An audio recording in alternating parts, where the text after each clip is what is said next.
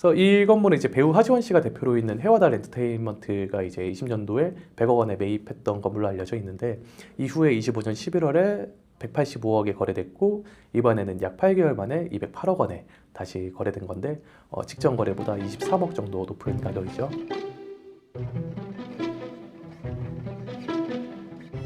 안녕하세요, 빌딩 서재입니다. 8월 둘째 주에 거래된 빌딩 사례 살펴보겠습니다. 이번 주에는 30억이 안 되는 상가주택부터 3,500억 규모의 대형 개발 부지까지 이제 가격 차이가 굉장히 컸는데요. 이번 주 질문은 이 건물은 이제 지금 누가 쓰고 있고 다음에는 누가 쓸 수 있는가를 보면 좋을 것 같아요. 그래서 건물의 가치는 그 평당가도 중요하지만 주소도 굉장히 중요하죠. 그래서 실제로 이제 들어와서 사용할 기업과 브랜드가 있어야 되고, 현재 이제 사용자가 나간 뒤에도 다른 사용자를 받을 수 있어야 됩니다. 그래서 이번 주 8건 보면서 사옥형 건물과 임대수익형 건물, 그리고 개발 부지는 이제 사용자를 어떻게 봐야 되는지 같이 살펴보겠습니다. 자, 첫 번째는 청담동에 있는 S블록 빌딩입니다. 매매가는 97억 원이고 대지는 약 64평, 연면적은 약 170평, 지하 1층부터 지상 5층 규모로 2018년도에 준공된 전체 근생 건물입니다. 청담동이라고 하면 보통 이제 명품거리나 그 도산대로의 이제 대형 브랜드 매장부터 떠올리게 되는데, 청담동 안에서도 상권은 이제 여러 가지로 이제 나뉘어지죠. 그래서 본건이 있는 이제 선릉로 이제 일대는 패션 브랜드가 유동인구를 잡는 상권이라기보다는 그 파인다이닝과 뭐 와인바처럼 예약하고 찾아오는 고객을 받는 다이닝 상권에 가깝습니다. 그래서 일반 음식점은 이제 역과의 거리나 1층 노출도, 뭐 보행량을 먼저 보게 되는데, 고급 레스토랑은 기준이 조금 달라요. 그래서 고객이 사전에 이제 예약하고 차량이나 택시로 방문하기 때문에 그 청담동이라는 주소, 그리고 조용한 분위기, 뭐 발렛 동선, 프라이빗한 공간, 그런 것들이 조금 더 중요할 수 있습니다. 그래서 일반 상권에서는 이면 도로가 약점인데, 고급 다이닝에서는 이제 오히려 대로변의 혼잡함을 피하면서 이제 독립적인 분위기를 만드는 조건이 되기도 합니다. 실제로 해당 건물도 이제 매각을 위해 일부 층을 비워놨었는데, 전층 임대 문의가 계속 이어졌고, 그래서 실제 거래될 당시에는 2층부터 4층까지 레스토랑이 입점된 상태로 매각됐습니다. 3층에는 그 미쉐린 가이드에 소개된 프렌치 레스토랑 그 에파니가 운영 중이고, 여기서 이제 봐야 할 건 단순 공실률보다는 어떤 업종이 몇 층까지 올라갈 수 있는 상권인지를 이제 봐야 되는데, 1층 유동에만 의존하는 상권이라면은 이제 3층이랑 4층 음식점 임대가 쉽지 않아요. 반대로 예약 고객이 이제 목적을 갖고 찾아오는 상권이라면 상층부도 이제 매장의 콘셉트와 그 공간 완성도로 경쟁할 수 있습니다. 그래서 강남에서 100억 안쪽, 크게 손볼 필요가 없는 전체 근생, 그리고 청담이라는 주소를 함께 갖춘 자산은 항상 많지 않죠. 그래서 건물을 볼 때 항상 현재 임차인이 이제 우량하다는 사실만 보지 말고, 임대차가 종료된 후에도 이 건물의 층별 구조와 동선이 이제 다음 다이닝 브랜드를 받을 수 있는지까지 그렇게 확인해야 됩니다. 두 번째는 논현동 세건서거리 이면에 있는 신축급 건물입니다. 매매가는 97억 5천만 원, 대지는 약 57평, 연면적은 약 187평, 지하 2층부터 지상 5층 규모로 2024년 3월에 준공됐습니다. 6m 바이 4m 코너에 있고, 현재는 화장품 기업 베스트 이노베이션이 이제 건물 전체를 임차에 사용하고 있는데, 매매가 기준 수익률은 3% 후반 발생하고 있습니다. 여기 상권은 이제 단순하게 학동역 그 7분 거리 건물이다 이렇게 보면 안 되고, 학동역에서 이제 도산대로 방향으로 올라가는 세관서거리 배우는 그 대규모 보행 상권보다는 엔터사, 뭐 뷰티, IT 업체, 뭐 콘텐츠, 뭐 광고, 디자인 기업의 그런 독립적인 사유 수요가 형성되는 곳인데, 이런 기업들은 이제 테헤란로의 프라임 오피스랑은 조금 다른 수요층이라서 건물 전체를 이제 독립적으로 쓰고, 외관에 이제 브랜드를 표현하고, 촬영과 이제 쇼룸 그리고 사무실을 한 곳에 배치하려고 해요. 그래서 해당 건도 이제 저층부 층고가 4m가 넘고 탑층은 5.5m 정도, 12인승 승강기가 옥상까지 이제 연결되어 있고, 실제로 활용할 수 있는 주차 공간도 이제 법정 대수보다 여유가 있는 편입니다. 그래서 같은 연면적이라도 이제 층고가 높으면 공간이 주는 인상이 달라지는데, 특히 이제 뷰티나 패션 브랜드는 단순 사무 면적보다 그 쇼룸과 이제 촬영 공간의 완성도를 중요하게 보기 때문에 이 차이가 임차 선택에도 큰 영향을 주게 됩니다. 그래서 이번 거래의 포인트는 강남 100억 내외 완성형 신축급 수익형 건물인데, 이런 상권도 마찬가지로 현재 임차인이 나간 뒤에 다른 브랜드 기업이 건물 전체를 사용할 만한 매력적인 그런 층고랑 승강기, 뭐 주차, 그리고 외관을 갖추고 있는지가 장기적인 경쟁력으로 볼 수 있습니다. 다음은 역삼동 남측 이면에 있는 이제 코너 신축 빌딩입니다. 매매가는 68억이고 대지는 약 55평, 연면적은 약 167평, 지하 1층부터 지상 5층 규모로 26년 1월에 준공됐습니다. 그래서 23년 8월에 토지를 48억 원에 매입했고 건축비 등을 포함한 취득원가는 약 77억으로 이제 추정되는데 완공된 건물이 이제 원가보다 낮은 68억 원에 거래된 셈입니다. 지난주 세림빌딩에서도 봤지만 이제 개발 사업의 손익은 공사를 잘 끝냈다고 이제 완성되는 게 아니라 준공 뒤에 원하는 가격에 언제 매각할 수 있는지까지 맞아야 됩니다. 반대로 이제 매수자는 토지 매입이랑 철거, 인허가, 공사 기간을 이제 건너뛰고 강남의 신축 건물을 60억 원대에 확보했다라고 보시면 될 것 같고 이 일대는 이제 태어난로 대형 오피스처럼 보행량과 임대료가 높은 곳이 아니라 중소기업이 건물 전체를 독립적으로 사용하는 사옥 밀집 지역에 가깝습니다. 그래서 중소기업이 강남 사옥을 찾을 때 가장 먼저 부딪히는 문제가 총매가인데 면적을 조금만 늘려도 이제 매입 가격이 금방 100억 원을 넘어가죠. 그래서 본건은 토지가 55평으로 크지는 않은데 연면적 167평을 확보했고 8m 바이 4m 코너에 있죠. 전층을 바로 사용할 수 있다는 점도 사옥 매수자에게는 중요한 포인트입니다. 그래서 해당 부지는 벤처기업 육성 촉진지구에 포함되어 있어서 요건을 충족한 벤처기업이 고유 업무에 이제 직접 사용하는 면적은 취득세랑 이제 재산세 감면도 검토할 수 있는 이점이 있습니다. 다만 이제 촉진지구 안에 있다는 이유만으로 자동으로 이제 감면되는 건 아니기 때문에 벤처기업 요건과 직접 사용 면적 그리고 그 적용 기한, 사후 관리 조건 등을 잘 확인해야 됩니다. 그래서 해당 건물은 일반 임대수익형 상품보다 실제로 강남 사옥이 필요한 벤처기업이 이제 사용할 때 장점이 가장 크게 살아나는 상품입니다. 네 번째는 성수동 연무장길 이면에 있는 빌딩 8입니다. 매매가는 208억이고 대지는 약 78평, 연면적은 약 302평입니다. 지하 1층부터 지상 8층 규모로 18년 11월에 준공됐습니다.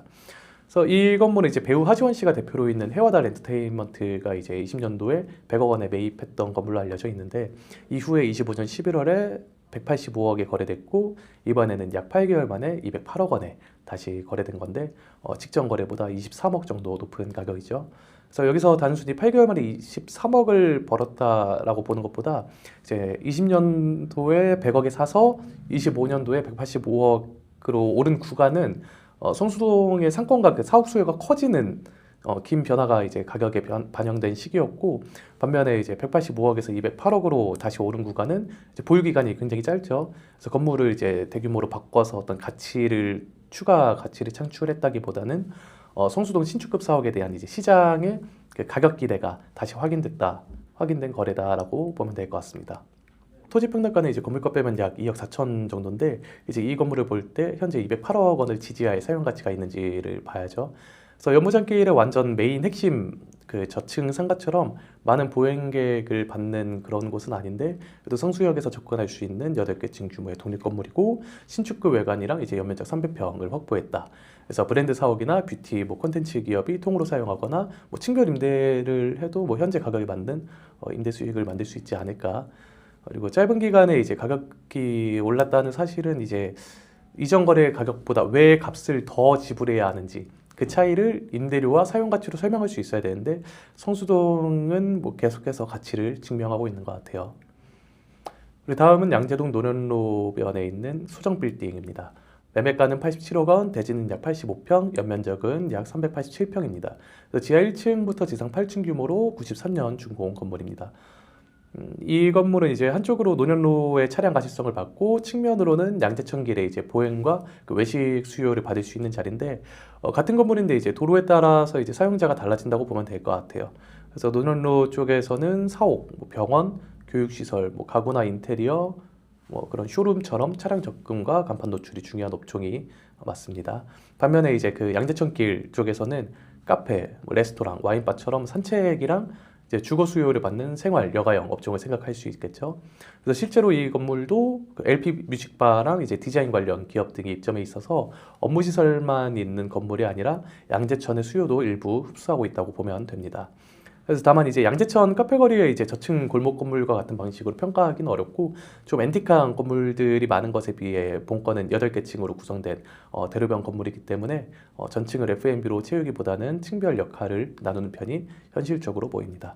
그래서 이제 1층이랑 2층은 F&B나 이제 쇼룸으로 집객하고 중상층부는 사무실과 스튜디오로 사용하는 그런 수직 복합 구성이 더 잘 맞는다고 보여져서 지금 같은 구성이 그냥 가장 잘 맞는 것으로 보인다. 여섯 번째는 가락동 중대로변에 있는 신축급 건물. 매매가는 104억 원, 대지는 약 107평, 연면적은 약 414평입니다. 지하 2층부터 지상 7층 규모로 22년 5월에 준공된 신축 건물이죠. 30m 도로랑 이제 8m 두 개 도로에 이제 접한 3명 코너고 경찰병원역에서 도보 약 2분 거리. 현재 지하 1층부터 지상 3층까지는 비어 있고 4층부터 7층까지는 교육업체랑 쇼룸, 스튜디오 등이 사용하고 있는데 보통 일반적인 상가 건물은 저층부가 먼저 임대가 되고 상층부는 남는 경우가 많은데 이 건물은 반대예요. 이 차이가 이제 좀 중요한 단서로도 볼 수가 있는데 해당 건물의 수요가 우연히 지나가는 보행객보다 이제 목적을 갖고 찾아오는 뭐 교육, 뭐 사무실, 쇼룸, 스튜디오에 더 가깝다는 뜻으로 볼 수 있습니다.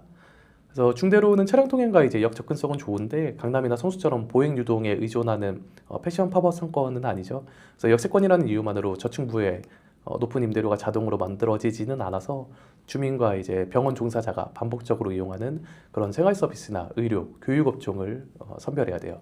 반대로 세옥 매수자한테는 이제 공실이 장점이 될 수 있을 것 같은데 지하 1층부터 지상 3층까지 직접 사용하고 이미 임차된 상층부는 이제 임대 수익을 받는 일부 사옥, 일부 임대 구조를 바로 만들 수 있겠죠.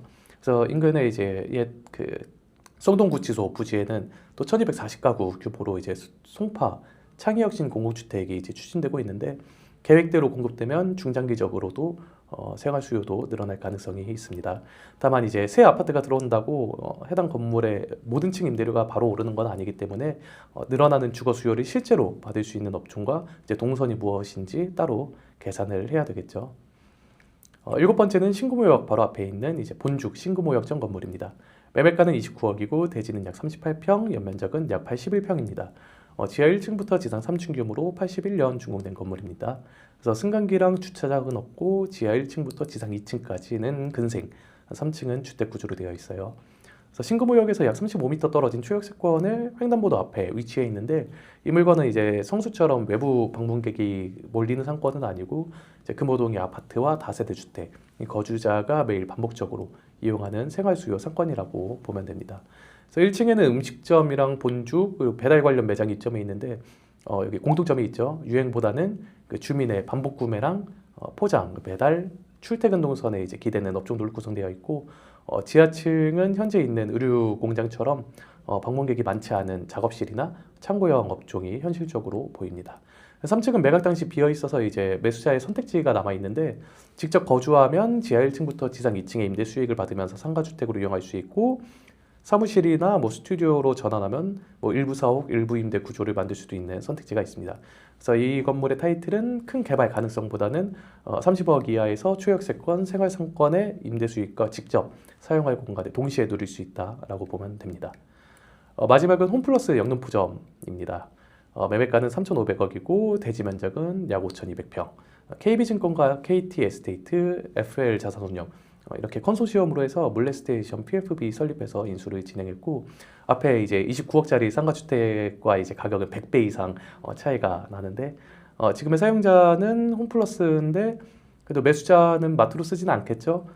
물리역과 맞닿은 이제 5,200평의 단일 부지 그리고 이제 공동주택이랑 업무 상업시설을 이제 함께 개발할 수 있는 다음 쓰임을 보고 들어간 거래고 물레동은 이제 과거에 이제 기계나 철강, 뭐 금속 가공업 이렇게 밀집했던 중공업 지역이라서 지금도 이제 제조업이 남아 있지만 물리역 주변으로 이제 아파트랑 지식산업센터, 뭐 업무시설, 외식상권이 이제 함께 들어오면서 토지 이용이 이제 재편되고 있고 이 과정에서 이제 넓은 부지를 한 번에 개발할 수 있다는 점은 큰 경쟁력인데 이제 주변에 작은 공장 부지는 여러 필지를 묶어서 이제 소유자를 정리를 해야 되는데 본건은 하나의 사업지로 이제 계획할 수 있어서 딜을 진행하는데 안정성이 굉장히 높다 볼 수 있습니다.